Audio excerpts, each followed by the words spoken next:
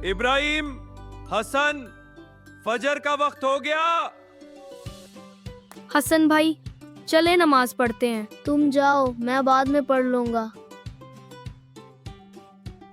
नींद तो आ रही है, लेकिन अल्लाह ने नमाज के लिए बुलाया है।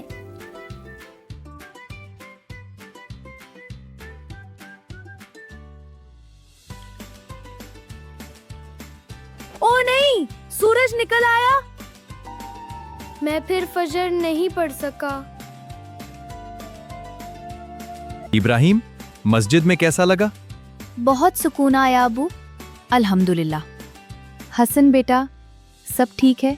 अम्मी, मैं फिर फजर नहीं पढ़ सका। बेटा, जो दिन नमाज से शुरू होता है उसमें बरकत होती है। बच्चों, फजर की नमाज मोमिन के लिए नूर है। मैं हमेशा सोता रहता हूँ, लेकिन अब बदलना होगा।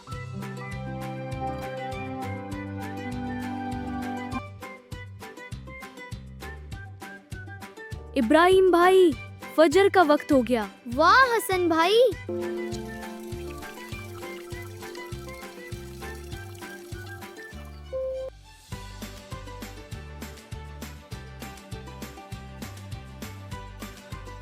अब समझ आया, फजर के बाद दिल कितना हल्का लगता है। नबी करीम सल्लल्लाहु अलैहि वसल्लम ने फरमाया, दो नमाजें मुनाफिकों पर सबसे ज्यादा भारी हैं, इशा और फजर।